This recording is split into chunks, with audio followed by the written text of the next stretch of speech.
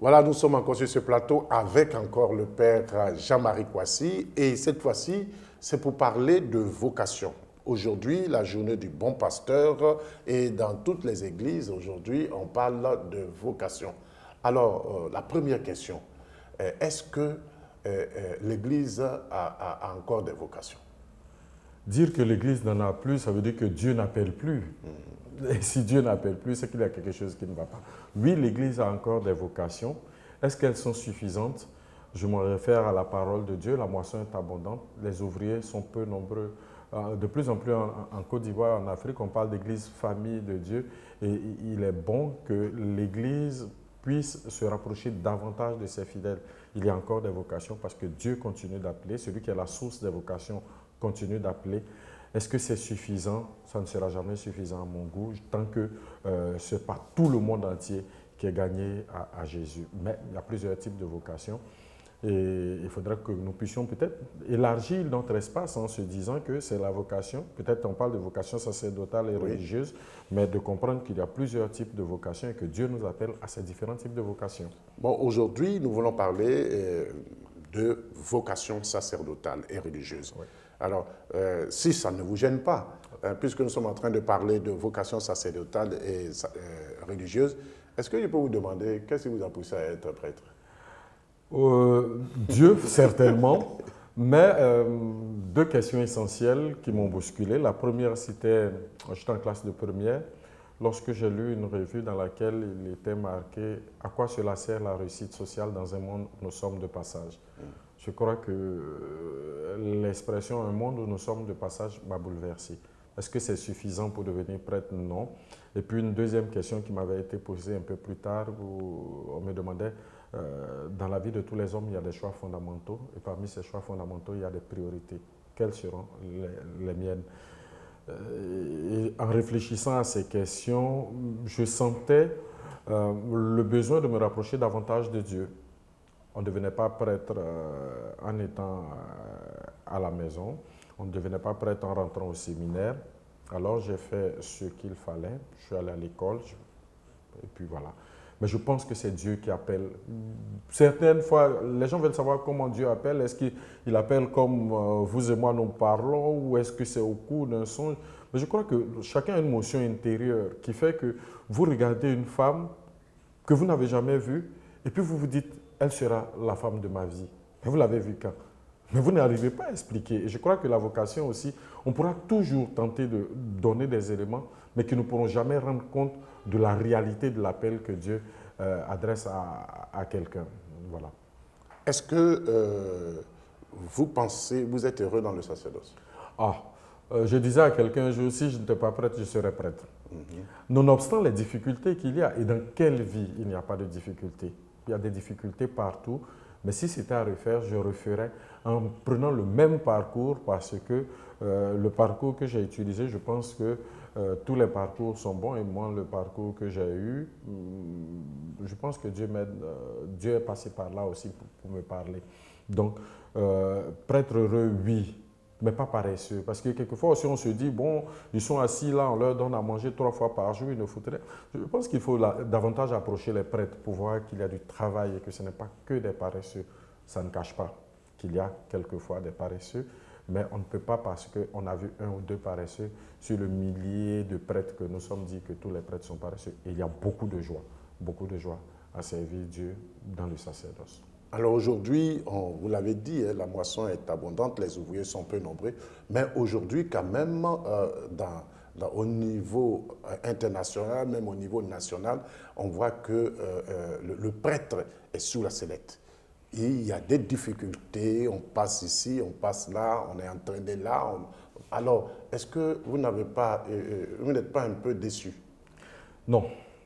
J'aurais été déçu si c'était une œuvre humaine. Celui qui nous a appelés nous appelle tel que nous sommes. C'est en nous ouvrant davantage, et j'ai dit que la conversion est une donnée dynamique. Donc même pour le prêtre aussi, c'est une donnée dynamique. Oui, il a été prêtre, ça fait 1 an. Vous prenez un prêtre dans ses premières années, et puis dans le temps, il ne sera jamais le même parce qu'il purifie, il se bonifie. Donc les erreurs qu'on peut constater, on ne parle que des erreurs d'aujourd'hui. Revenons à 300, 400 ans derrière nous.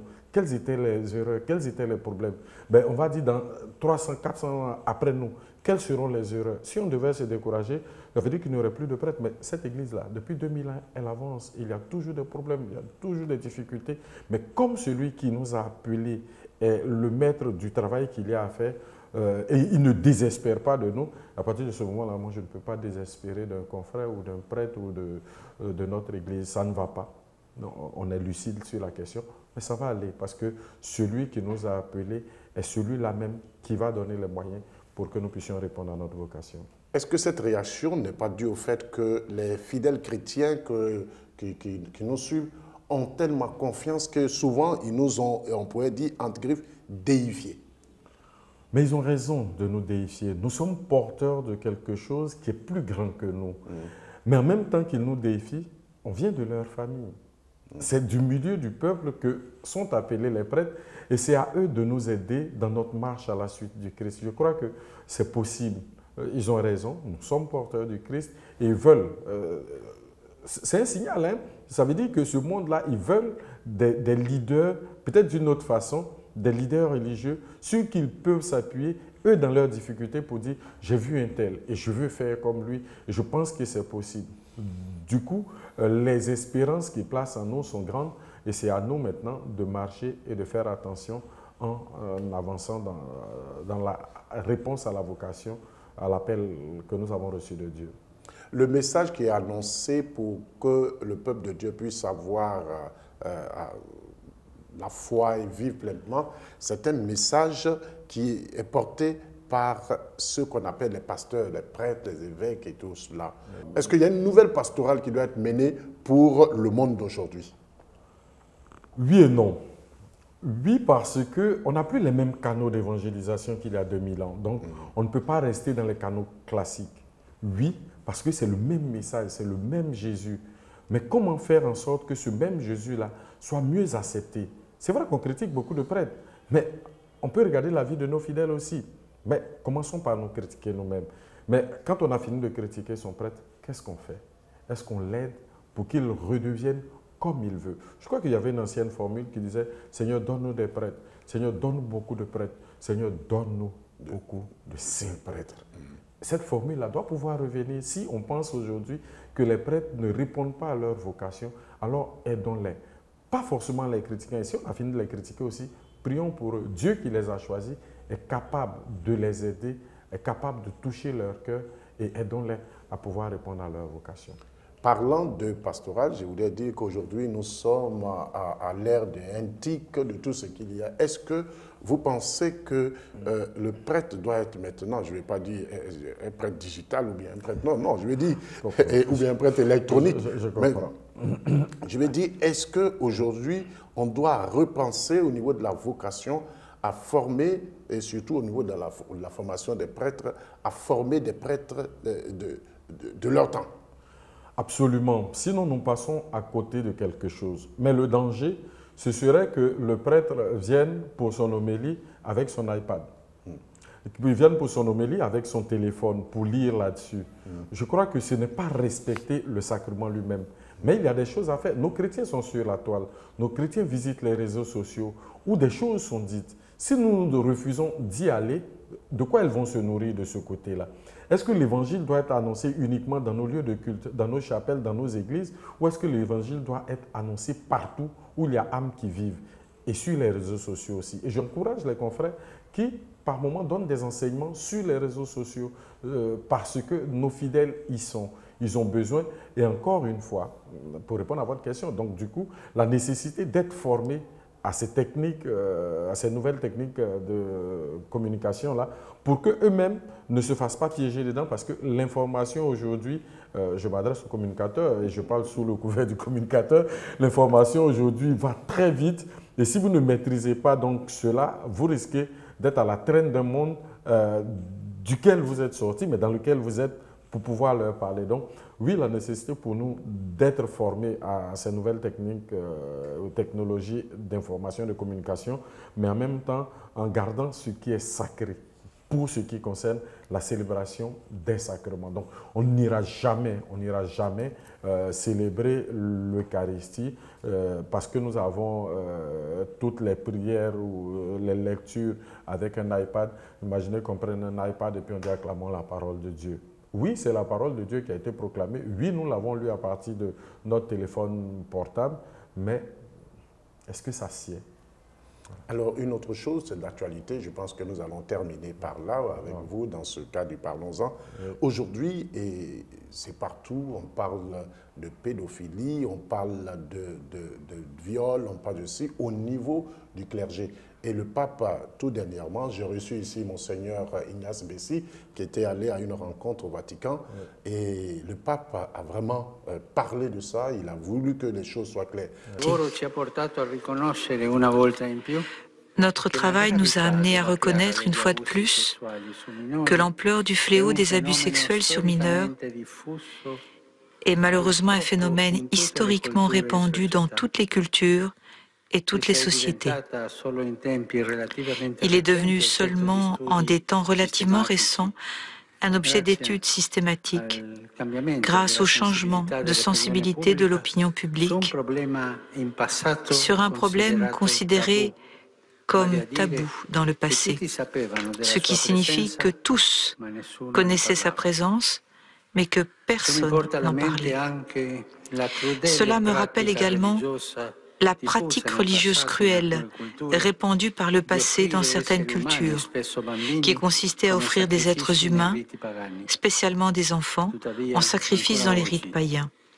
Cependant, encore aujourd'hui, les statistiques disponibles sur les abus sexuels sur mineurs, établies par diverses organisations et organismes nationaux et internationaux, OMS, UNICEF, Interpol, Europol et d'autres, ne présentent pas la véritable ampleur du phénomène, souvent sous-estimé, principalement parce que de nombreux cas d'abus sexuels sur mineurs ne sont pas dénoncés, en particulier ceux très nombreux qui sont commis dans le milieu familial. Rarement, en effet, les victimes se confient et cherchent de l'aide. Derrière cette réticence, il peut y avoir la honte, la confusion, la peur de vengeance, la culpabilité, la méfiance dans les institutions, les conditionnements culturels et sociaux, mais aussi la désinformation sur les services et les structures qui peuvent aider. On cherchera à transformer les erreurs commises en opportunités pour éliminer ce fléau, non seulement du corps de l'Église, mais aussi de la société. La sainte crainte de Dieu nous porte à nous accuser nous-mêmes comme personnes et comme institutions et à réparer nos manquements.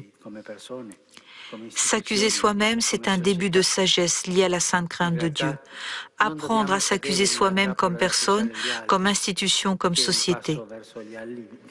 En réalité, nous ne devons pas tomber dans le piège d'accuser les autres, ce qui est un pas vers le prétexte qui nous sépare de la réalité.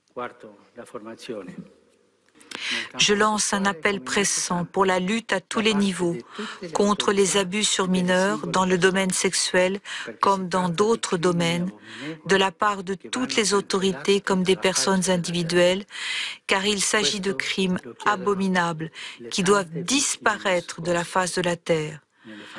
Beaucoup de victimes cachées dans les familles et dans les divers milieux de nos sociétés le demandent.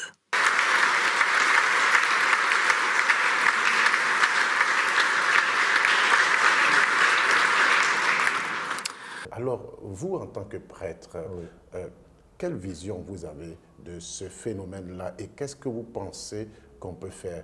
Prier, oui, mais qu'est-ce qu'on peut faire?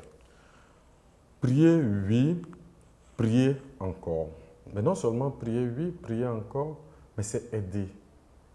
Quelquefois, on nous fait un faux procès en disant qu'on cache les choses. Mais quel est le père de famille, en toute honnêteté, dont l'enfant vole et qui prend un mégaphone et qui crie dans le quartier que son enfant est un voleur?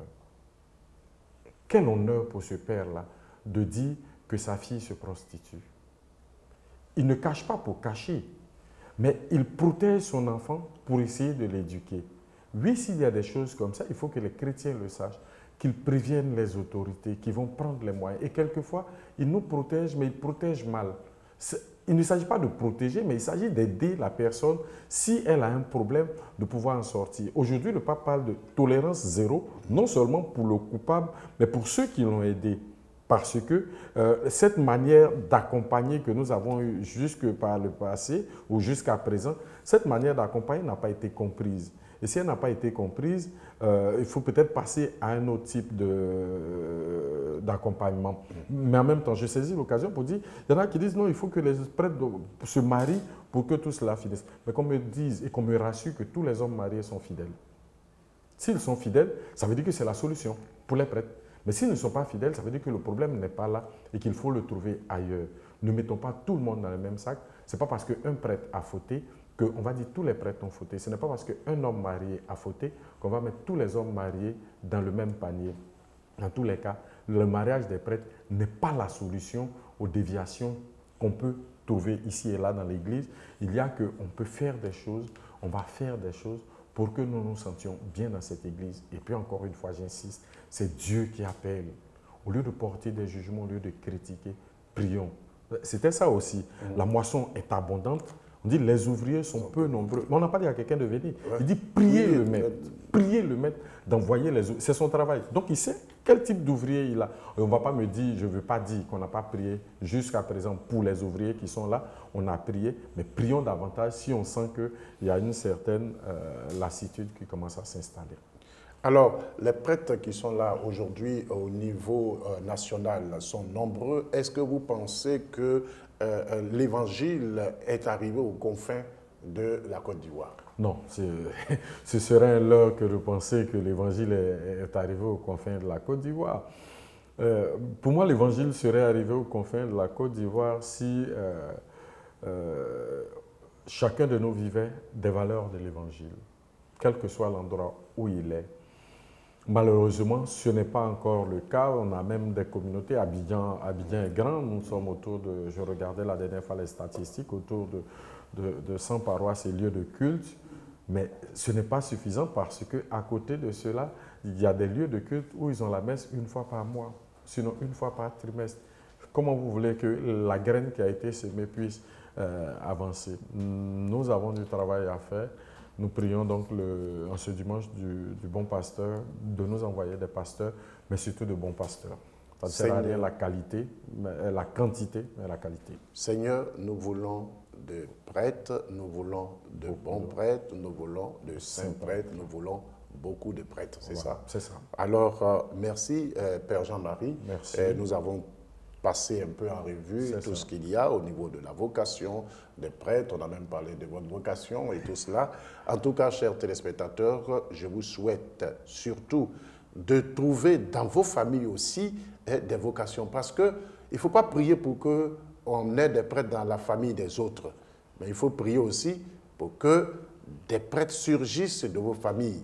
Parce que c'est bien beau de parler des prêtres, mais il faut que ça sorte aussi de vos familles pour que là aussi, en famille, vous puissiez leur parler et puissiez les aider. Voilà. Alors, si chacun de nous, dans sa famille, avait un prêtre, au lieu de penser à ce que mon fils soit pilote, médecin, avocat ou autre, est-ce qu'on pense, on met notre fils, notre enfant dans les conditions pour qu'il soit prêtre ou qu'elle soit religieuse ou religieux? Voilà, c'est ça le plus important aussi.